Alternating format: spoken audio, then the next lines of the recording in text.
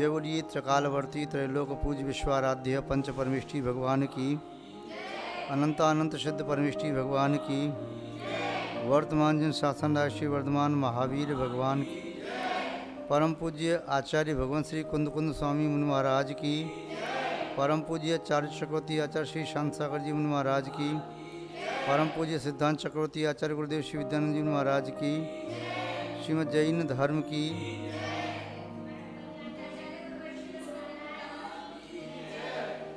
जैनम जयतु शासनम विश्व कल्याण कारकम। धर्म स्नेही सत श्रद्धालु यहाँ पर उपस्थित आप सभी भव्यवर पुंडरीक पुण्यात्मा महानुभाव, पर्वराज पर्यूषण आपके निमित्त के लिए प्रतिवर्ष की भांति इस वर्ष भी आपकी विशुद्धि में निमित्त बन रहे हैं। पर्वराज पर्यूषण का प्रथम दिवस क्षमा भाव धारण करने के साथ आपने व्यतीत किया। आज धर्म का द्वितीय लक्षण उत्तम मार्दव धर्म, यह चेतना के धर्म गुण लक्षण के संबंध में ये प्रेरणा देने वाला है। आज का दिन भले ही द्वितीय दिन हो, फिर भी ऐसा लग रहा है यह जीवन का अद्वितीय दिन है। उत्तम क्षमा धर्म के संबंध में देखा, क्रोध कषाय का समन करने से क्षमा भाव प्रकट होता है। क्रोध कषाय को पूर्णतया नाश करने से क्षमा भाव प्रकट होता है।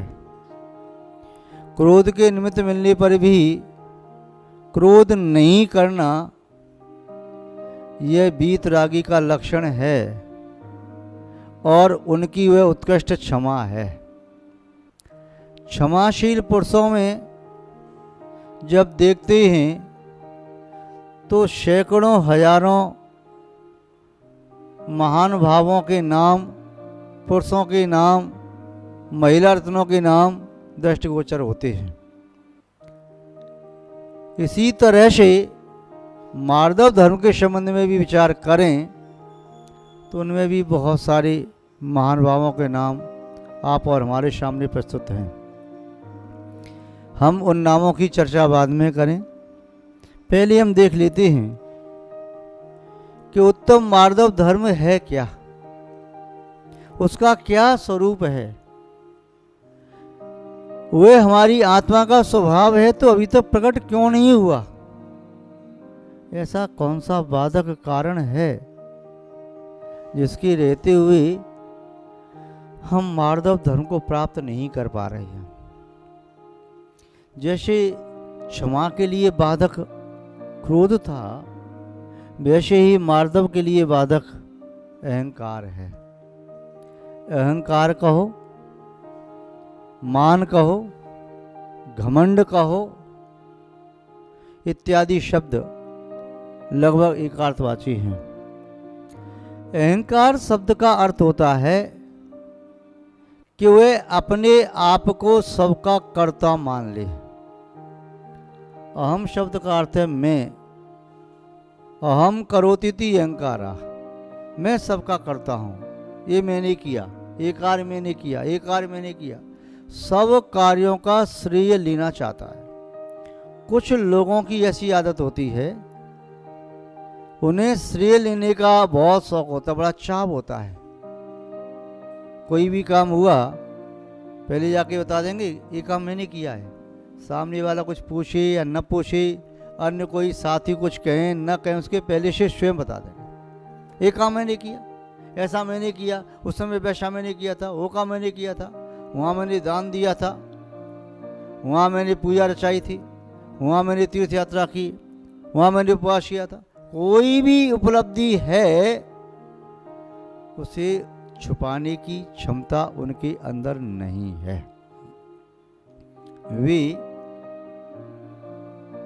पतले छन्ने जैसे पुरुष हैं, जो जालीदार पुरुष होते हैं, जिनके अंदर कुछ पचता नहीं है, जो कुछ भी है उसे दिखा देते हैं। यदि वे ट्रांसपेरेंट कांच की तरह से जालीदार होते सब कुछ के लिए, तब भी चल जाता। अपनी बुराई भी बता देते हैं, अपनी अनुपलब्धि भी बता दें, तब तो ठीक है, किंतु वे केवल अपनी उपलब्धि बताते हैं और दूसरों की उपलब्धि को गौण करते हैं। उनके सामने कोई भी व्यक्ति कितना बड़े से बड़ा भी हो, किंतु वे उसे भी तुच्छ समझते हैं। ये अहंकार का प्रभाव है। किसी ने ठीक ही तो कहा है, वस्तु बहुत छोटी दिखाई देती है जब उसे दूर से देखो या गरूर से देखो। गरूर यानी अहंकार के साथ देखो तो वस्तु, बड़ी वस्तु भी छोटी दिखाई देती है, और दूर से देखो तब भी वह वस्तु छोटी दिखाई देती है। पहाड़ पर खड़े होकर के गांव को देखो, छोटा सा काम दिखाई देगा। हाथी भी देखो तो ऐसा लगेगा चूहे जैसा। यदि कुएं के पाट पर खड़े होकर के कुएं में देखो, कोई व्यक्ति उतर जाए तो छोटा सा दिखाई देता है। दूर से जो वस्तु जैसी है वैसी दिखाई नहीं देती, उसकी आकृति लघु हो जाती है दृष्टि के लिए, वैसे तो ज्यों की त्यों रहती है। ऐसे ही गरूर से देखने पर भी व्यक्ति का व्यक्तित्व उसे बौना दिखाई देता है, बौना हो नहीं जाता, दिखाई देता है। अहम करोति इति अहंकारा, अहंकार हकार को धकार के रूप में प्रवृत्त करने से वह अहंकार अंधकार भी बनता है। अंधम करोति इति अंधकारा, अहम करोति तो अंधम, अंधा कर देता है। अहंकार ऐसा होता है जो प्राणी के विवेक को नष्ट कर देता है, ज्ञान के चक्षुओं को बंद कर देता है, उसकी बुद्धि फिर सही काम नहीं कर पाती, तो जीवन में अंधकार ही अंधकार लाता है। और जो व्यक्ति अंधकार में गमन करता है दुर्घटना का शिकार होता है। गमन करने वाला कदाचित अंधकार में न पतित हो, न गिरे, दुर्घटना का शिकार न हो, किंतु अपरिचित मार्ग में, कंटकाकीर्ण मार्ग में, उबड़ खाबड़ मार्ग में, जिस पर पहली बार ही चल रहा है, अमावस जैसे सघन रात्रि के अंधकार में आंख बंद करके जो दौड़ लगाएगा, बिना गिरे बच नहीं पाएगा, घायल हो जाएगा, दुर्घटनाग्रस्त हो जाएगा। तो महानुभाव, वे अंधकार की तरह से जीवन में व्याप्त अहंकार उचित नहीं है, ये दुश्मन है, इससे बचो। अहंकार का नाम है मान। मान कहते हैं भैया मान जा भाई, मान जा, किंतु जब तक मान रहता है तब तक मानता नहीं है, और अंदर का मान चला जाता है तब व्यक्ति सरल हो जाता है, फिर बात को मान जाता है। अहंकार का अगला नाम है घमंड। जिसका क्रोध चंड होता है उसका मान भी प्रचंड होता है, घमंड होता है। क्रोधी व्यक्ति हो और अहंकारी न हो, ऐसा नहीं हो सकता। क्रोध के साथ अहंकार भी आ जाता है, घमंड आ जाता है। घमंडी वह कहलाता है जिसे ठंड नहीं लगती, अहंकार के कारण सर्दियों में भी पसीना आता है। वह अपने आप को इतना बड़ा समझता है, मुझसे बड़ा कोई है ही नहीं। जब ये मान, घमंड, अहंकार तिरोहित होते हैं, ये अंधकार नष्ट होता है, तो मार्दव भाव प्रकट होता है। जैसे बादलों के छटने से सूर्य प्रकाश देता है, चंद्रमा की चांदनी प्राप्त होती है भूतल पर रहने वाले चराचर जीवों को, उसी तरह मान के त्रोहित होते ही चेतना में विनय और मार्दव का प्रकाश विस्तार को प्राप्त होने लगता है। महान भाव मान भी कई तरह का होता है। उन मान को थोड़ा देख लें और मान को देख करके उसको हटाने की कोशिश करें। यह हमारी चेतना पर पहाड़ की तरह से जम करके बैठ गया है। इसे खिसकाना है जिससे हमारी चेतना में धर्म का अंकुर पैदा हो जाए। ये मान की चट्टान बड़ी सख्त है, बड़ी कठिन है, कठोर है। उस मान की चट्टान में से धर्म का अंकुर पैदा नहीं हो सकता, इसलिए उसे तोड़ना जरूरी है। कोई और तोड़ेगा तो फिर क्रोध आता है, इसलिए हम अपनी मान को स्वयं ही तोड़ें। और मान हमारी आत्मा का शत्रु है तो शत्रु को फिर तोड़ने में भी आनंद की अनुभूति होती है। जैसे आप लोग बाहर के शत्रु को जब कहीं तोड़ते हो, खंडित करते हो, पराजित करते हो, थोड़ा आनंद आता है। तुम्हारा शत्रु परेशान हो, दुखी हो तो आपको आनंद आता है। ऐसे ही आपका जब मान टूटे तो आपको आनंद आना चाहिए। यदि कोई आपका अपमान करे तो आपको आनंद आना चाहिए। क्यों? अपमान का अर्थ होता है आपके मान को घटा देना। जिसने आपकी मान कसा घटा दिए और मान शत्रु घट गया, दबा दिया, खंडित कर दिया, तो क्रोध क्यों? आनंद आना चाहिए। तो एक मान जब टूटेगा तो अंतरंग में मृदु भाव पैदा हो जाएगा। मृदुर भाव मार्दव, जो मृदु भाव आत्मा का मार्दव कहलाता है। नवनीत जैसे परिणाम हो जाएं, जल जैसे परिणाम हो जाएं, मुंडा जैसे परिणाम हो जाएं। मुनि मन सम उज्ज्वल नीर प्रासो गंध भर। मुनि के मन की समान निर्मल जल, जल के समान मार्दवधारी का चित्त होता है। महानुभाव, तो ये मार्दव धर्म हमारी आत्मा में कैसे प्रकट हो? यूं ही प्रकट नहीं हो जाएगा बिना कुछ किए। बिना कुछ किए तो दूध में से घी भी प्रकट नहीं होता। उस दूध में से घी निकालना पड़ता है, और जब घी निकाल लिया जाता है तो उसे इसको छाछ की तरह से छोड़ दिया जाता है। ऐसे ही हमारी आत्मा में जो मार्दव भाव मान के कारण ढका पड़ा हुआ है, उस मान के पर्वत को हटा करके मार्दव को प्रकट कर लो। इस आत्मा की खदान में, आत्मा के आकर में चेतना के अनंत गुण भरे पड़े हैं। मान आदि कषाय कर्मों के अंदर दबे पड़े हैं। हमें कर्मों को अलग करते जाना है, कर्मों को अलग करते जाना है, मिट्टी को हटाना है, कंकड़ पत्थर हटाना है, और उसमें से हीरे निकालना है, रतन निकालना है।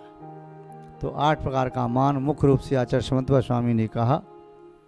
ज्ञानम पूजाम कुलम जातिम वलम वृद्धिम तपो बपो अष्टावासत्व मानित्यम, इसमें माहुर गतस्मयः। गतस्मयः जिनका संपूर्ण मान नष्ट हो गया है, ऐसे तीर्थंकर देव, सर्वज्ञ देव, केवली भगवान, गणधर देव आदि आहु कहते हैं। क्या कहते हैं? इसमय, इसी मद कहते हैं, मान कहते हैं, अहंकार कहते हैं। ये 8 प्रकार का है। अष्टौ आश्रित्य, इन 8 के आश्रय लेकर के जीवन में मान पैदा हो सकता है। इसलिए इन 8 को चेतना की उपलब्धि नहीं मानना। ये 8 कर्म के फल हैं। कर्म का फल शरीरधारी आत्मा प्राप्त करता है, शरीर रहित आत्मा नहीं। और सिर्फ आत्मा उस कर्म के फल को कभी प्राप्त नहीं करता। इसलिए ये कर्म के फल देह को प्राप्त हो सकते हैं, आत्मा को इनका साक्षात लाभ नहीं मिलता। इसलिए इन 8 कर्मों को नष्ट करके, 8 कर्मों को नष्ट करके चेतना के 8 गुणों को प्राप्त करने का सम्यक पुरुषार्थ करना ही श्रेयस्कर है। ज्ञानम, यदि शब्द ज्ञान किसी के पास हो जाता है तो अहंकार आ जाता है। आत्मज्ञान कभी अहंकार नहीं पैदा करता, भाव शुद्ध ज्ञान कभी अहंकार पैदा नहीं करता। द्रव्य शुद्ध के माध्यम से अहंकार पैदा हो सकता है। इंद्रभूति, गौतम, गणधर, यम राजा या और भी कई ऐसे शिवभूति आदि सृष्टि जिन्हें अहंकार था, किंतु ऐसे कर्म का उदय आया, ज्ञानावड़ी कर्म का उदय, कि उनका ज्ञान विस्मृत हुआ। यम मुनि राज को तो खंड गाथाएं याद रहीं और भूल गए। शिवभूति मुनिराज बने तो उन्हें तुष्मास भिन्नम पढ़ते रहे, 12 साल में महामंत्र याद नहीं हुआ। और इंद्रभूति जिन्हें अहंकार था, भगवान महावीर स्वामी के समक्ष में पहुँचते ही वह अपने अहंकार को नष्ट करके सम्यक को प्राप्त करते हैं, मिथ्यात्व आदि को नष्ट करके और 4 ज्ञान प्राप्त किए, रिद्धियाँ प्राप्त की, भगवान महावीर स्वामी के प्रथम कर्ता बन गए। तो ज्ञान का अहंकार नहीं करना, क्योंकि क्षयविषम भाव है पंचम काल में, यह घटता बढ़ता रहता है, नदी के पानी की तरह से कभी घटता है कभी बढ़ता है। चंद्रमा की कलाओं की तरह से कहें, विशुद्धि बढ़ती है तो बढ़ता चला जाता है एक एक कला की तरह से, और जब संकलितता बनती है तो कृष्ण पक्ष के चंद्रमा की तरह से एक एक कला घटती चली जाती है, ज्ञान भी घटता जाता है। महानुभाव, तो ज्ञान आपको प्राप्त हुआ है, आपका शिवसम है, तो उसे देख करके कभी अहंकार नहीं करना। पूजा, यदि आपकी कोई पूजा प्रतिष्ठा कर रहा है तो कभी अहंकार नहीं करना। ये पूजा शाश्वत नहीं है, तुम्हारे अंदर कोई गुण है, विशेषता इसकी पूजा सम्मान किया जा रहा है, ये कभी नष्ट हो सकते हैं, इसलिए अहंकार मत करो। ज्ञानम पूजा कुल, आपने, आत्मा ने नहीं, शरीर ने, आपके शरीर ने जिस उच्च कुल में जन्म लिया उसका भी अहंकार मत करो। कुछ नहीं कह सकते, ये आत्मा इस शरीर को छोड़ करके पाप बंद करती हुई नीच कुल में पैदा हो सकती है।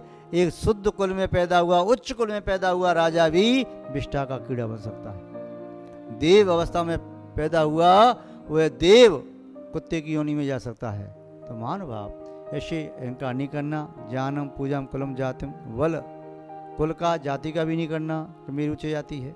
वलम, अपने शरीर के बल का अहंकार नहीं करना, मेरे पास ऐसा बल है, धन बल है, सैन्य बल है, प्रजा का बल है, परिजन पुरजन का बल है, ये बल का अहंकार नहीं करना चाहिए, ये भी नष्ट हो सकता है। बलम वृद्धिम, आपके पास रिद्धि वैभव है, राज वैभव है, उसका अहंकार नहीं करना चाहिए, कभी भी वह नष्ट हो सकता है। तपो वपु, कोई साधक ने अपनी तपस्या का अहंकार नहीं करना चाहिए, वह भी कभी नष्ट हो सकता है। बपु, किसी का शरीर सुंदर है तो शरीर सुंदर का भी अहंकार नहीं करना चाहिए, ये कभी कुष्ठ रोगी भी हो सकता है, जीर्ण शीर्ण हो सकता है, इसमें कोई भी रोग पैदा हो सकता है। तो महानुभाव, ये 8 निमित्त हैं अहंकार के, इन्हें छोड़ करके मार्दव भाव अपनाना चाहिए, विनम्र बनना चाहिए, विनम्रता का भाव हो। भाऊराव पाटिल जैन दक्षिण भारत में व्यक्ति हुए, कितने विनम्र, जिनकी विनम्रता सहता कहते कहते व्यक्ति थकते नहीं, जिन्होंने संकल्प ले लिया कि मेरी दाढ़ी में जितने बाल हैं उतने मैं स्कूल खुलवाऊंगा, और आज उनके द्वारा संचालित स्थापित स्कूल 1000 से ज़्यादा स्कूल हैं। क्या नाम बताया? भाऊराव पाटिल जैन। दूसरे एक विनम्र स्वभावी देखे, वीरेंद्र हेगड़े दक्षिण भारत में, जिनको लोग भगवान की तरह से पूजा करते हैं, किंतु इतने विनम्र सरल और सहज, अहंकार कहीं छूता ही नहीं। इसके साथ साथ और भी कितने महापुरुषों के उदाहरण हैं, वो सब आप जानते हैं। उन सब उदाहरणों के माध्यम से हमें अपने चित्त के अहंकार को दूर करके विनय भाव, मार्दव भाव को प्रकट करना चाहिए। यही श्रेयस्कर मार्ग है। आप सबका मंगल हो, शुभ हो, कल्याण हो। इन्हीं सद्भावनाओं के साथ हम अपनी शब्द श्रृंखला को विराम देते हैं। जय बोलिए श्री शांतनाथ भगवान की, परम पूज्य आचार्य गुरुदेव श्री विद्यानंद जी महाराज की, अहिंसा में विश्व धर्म की, जैनम जयतु शासनम विश्व कल्याण कारकम।